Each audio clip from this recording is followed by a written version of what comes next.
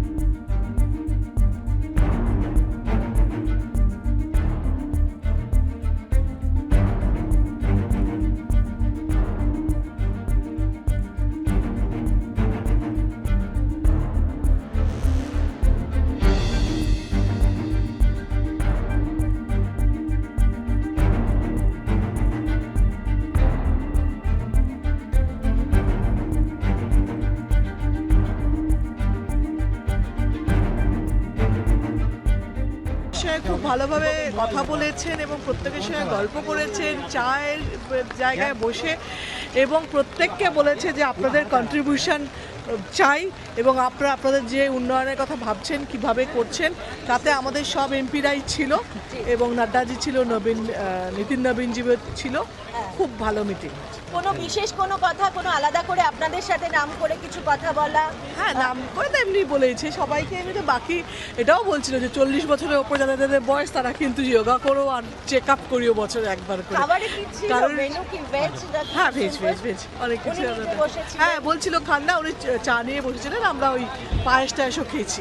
PM আমাদেরকে ডেকেছেন, এর থেকে বড় কিছু আর কিছু ছিল না। ইট ইজ ভেরি উনি বললেন যে আপনারা ভালো করে কাজ করুন, আমাদের মূল উদ্দেশ্যই হচ্ছে দেশকে আগে নিয়ে যাওয়া, দেশের জন্য কাজ করা। আমি অত্যন্ত সাধারণভাবে জীবনে বড় হয়েছি এবং সেইভাবেই জীবনে এগিয়ে যাচ্ছি। আমি চাইবো আমার যারা নতুন এমপিরা সবাই এসছেন তারা সবাই সেই পথেই চলবেন এবং দেশের দিকে তাকিয়ে দেশকে আরো আগে নিয়ে যাবেন।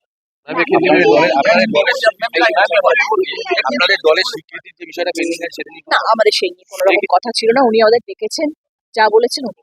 মাননীয় প্রধানমন্ত্রী আমাদেরকে ডেকেছিলেন এবং ওনার সঙ্গে আমাদের মিটিং হয়েছে। আমরা অভিভূত যেভাবে উনি ভারতবর্ষের উন্নয়নটা চাইছেন, আগিয়ে নিয়ে যেতে চাইছেন। এবং উনি বললেন বিগত দিনে পূর্বী ভারত থেকে র মেটেরিয়ালস যেত, লেবার যেত, কিন্তু উন্নয়ন কিছু ওখানটায় হতো না, উন্নয়নটা হতো ভারতবর্ষের অন্যান্য দিকে। এখন আমি চাই যে উন্নয়নটা আমাদের পূর্ব ভারতে হোক। কলকাতা যখন ক্যাপিটাল ছিল তখন ভারতবর্ষ অনেক এগিয়েছে। এখন কলকাতাকে আবার সেই জায়গায় নিয়ে যেতে হবে যাতে করে কলকাতার যে উন্নয়নটা, ভুবনেশ্বরের উন্নয়নটা, গৌহাটির উন্নয়নটা সারা ভারতবর্ষে ছড়িয়ে যায়। আপনারা সবাই একসঙ্গে থাকুন, কাজ করুন, আমরা আপনার সঙ্গে আছি। এনডিএ পরিবারে আমরা সবাই কাজ করব। ভালো বৈঠক হয়েছে। কি বললেন প্রধানমন্ত্রী? উন্নয়নের প্রশ্নে ইস্টার্ন রিজিয়নের ব্যাপারে বারবার উল্লেখ করেছে। আচ্ছা, আর কোনো বিশেষ কোনো বক্তব্য, কোনো কথা আপনাদেরকে? উনি বারবারই বলেছেন যে একটা খুব উৎসাহব্যঞ্জক কথা বলেছেন, 40 বছর অতিক্রম করলেই all should take care of their health. কজন যোগা করে এর মধ্যে হাত তুলতে বলেছে। আচ্ছা, সুতরাং he was in a very jovial mood. আচ্ছা, কতক্ষণ কথা হলো আপনাদের? आध घंटा। आध घंटा। पीएम कहा कौन कौन योगा करता है हाथ उठाओ, और 40 साल उम्र हो जाने के बाद जरूर एक बार बॉडी चेक जरूर कराना। কালকে যেটা অমিত শাহের কাছে দিয়েছিল তার একটা কপি ওরা 3 জন হাতে করে দিল। উনি বললেন আমি পরে গিয়ে পড়ে নেব। একটা ভীষণ ভালো লাগার বিষয়, আমরা যখন পৌঁছালাম মাননীয় প্রধানমন্ত্রীর বাসভবনে সঙ্গে সঙ্গে আমাদেরকে একটা মার্কশিট ধরিয়ে দেওয়া হলো। যে মার্কশিটটা দেখে সত্যি সত্যি আপ্লুত লাগছিল। আমি নিজেও কোনোদিন হয়তো দেখিনি আমার যে social media, Facebook, Twitter, Instagram, সেখানে কতগুলি পোস্ট হয়েছে, কত লাইক হয়েছে, কত শেয়ার হয়েছে, কত রিচ হয়েছে। একটা মার্কশিট দিয়ে বলা হলো যে আমাদের যে কর্মকাণ্ড, দেশের যে কর্মকাণ্ড, সেই কর্মকাণ্ড মানুষের সামনে আমাদেরকে তুলে ধরতে হবে। মুখ্যমন্ত্রী যদি আমাদেরকে অ্যাপয়েন্টমেন্ট দেয়, আজ অ্যাপয়েন্টমেন্ট তো দুটোর সময় ছিল, আমরা যেতে পারিনি, যদি পরবর্তী ক্ষেত্রে সুযোগ হয় মুখ্যমন্ত্রীকেও একই বার্তা আমরা দেব, বাংলার মানুষের স্বার্থে, বাংলার মুসলিম ভাইদের স্বার্থে, দেশের স্বার্থে মাইনরিটি কমিউনিটিকে আপনারা এভাবে দেখবেন না, সমান চোখে দেখুন, সমানভাবে সুযোগ সুবিধা দেন, সব ধর্মের মানুষকে সমানভাবে যদি দেখেন, আমরা আপনাদের সহযোগিতা করব, সাহায্য করব।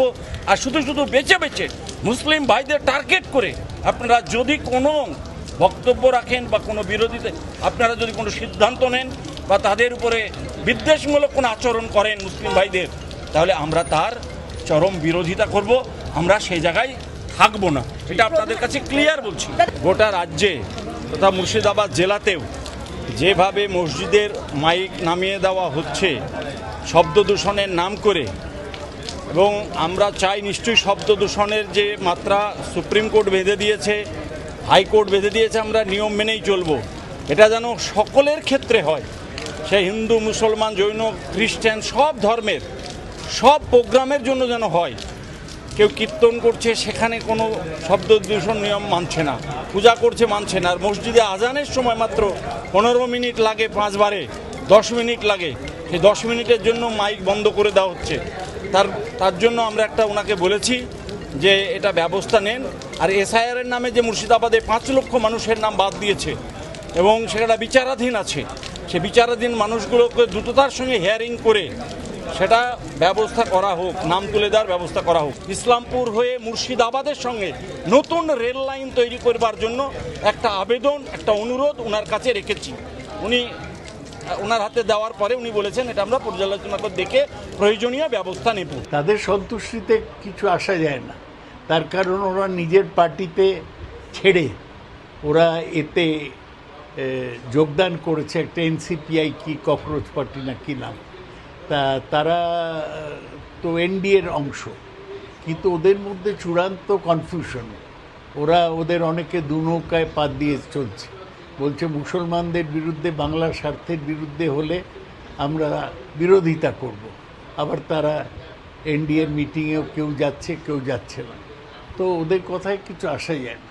প্রধানমন্ত্রী তো 12 বছর ধরে প্রধানমন্ত্রী থাকলেন, এতদিনে উনি বাংলার কিছুই করেননি, এখন ওর হঠাৎ খেয়াল হয়েছে যে লুক ইস্টের সাথে উনি বাংলারও উন্নতি করবে, এসবের কোনো মূল্য নেই। সকালে যখন প্রধানমন্ত্রীর বাসভবনে উপস্থিত হন এনসিপিআই সহ অন্যান্য সাংসদরা, তখন তাঁরা দেখতে পান প্রত্যেকের জন্য আলাদাভাবে বরাদ্দ করে রাখা রয়েছে সিট। সেখানে ছিল গত 3 মাসে টুইটার, ফেসবুক এবং ইনস্টাগ্রামে কি পোস্ট করেছেন, কি টুইট করেছেন সাংসদরা, তার বিস্তারিত তথ্য, এমনকি কটি পোস্ট হয়েছে, তাতে কতগুলি লাইক পড়েছে, কতজন কমেন্ট করেছেন, কি তার রিচ ছিল, কতজনই বা এঙ্গেজ ছিল সেই পোস্টগুলিতে, ছিল সেই সম্পর্কিত বিস্তারিত তথ্য। বৈঠকের শুরুতেই একটি ছোট বক্তৃতা রাখেন প্রধানমন্ত্রী নরেন্দ্র মোদী, যেখান থেকে তিনি জানান যে তার সরকারের নজর মূলত দেশের পূর্বাঞ্চলের উন্নতি কিভাবে করা যায় সেদিকেই তিনি জোর দিতে চাইছেন, লুক ইস্ট পলিসি নিতে চাইছে তার সরকার।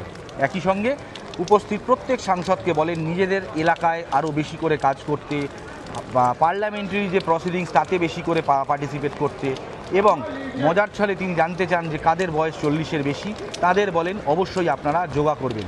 এটা বলেই অবশ্য ক্ষান্ত থাকেননি প্রধানমন্ত্রী, তিনি রীতিমতো বলেছেন হাত তুলুন কারা যোগা করেন।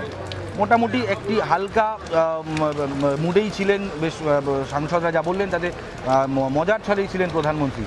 মুর্শিদাবাদ জেলার যে 3 মুসলমান সাংসদ, তারা কিন্তু আলাদা করে আবার কথা বলেন প্রধানমন্ত্রীর সঙ্গে, একটি চিঠি তুলে দেন তারা প্রধানমন্ত্রীর হাতে, যেখানে উল্লেখ ছিল যেভাবে রাজ্য সরকারের নির্দেশ অনুযায়ী মসজিদ থেকে মাইক খুলে ফেলা হচ্ছে, এবং সেই নিয়ে মূলত আপত্তি জানান তারা। তাদের বক্তব্য ছিল নির্দিষ্ট কোনো সম্প্রদায়ের উপর যেন এরকম আক্রমণ না হয়, তার কারণ হরিনাম সংকীর্তন, পুজো, এইসব উদাহরণ দিয়ে তারা বলেন সেই ক্ষেত্রেও তো অন্যান্য যে সম্প্রদায় আছে, হিন্দু, বৌদ্ধ, জৈন, প্রত্যেকেই তারা যে ধর্মাচরণ করেন সেখানেও তো মাইকের ব্যবহার হয়, তাহলে কেন শুধু মুসলমানদের ক্ষেত্রে এই বিধিনিষেধ লাগু করা হবে, এমনটাই দাবি করেছেন, আপত্তির কথা জানিয়েছেন তারা।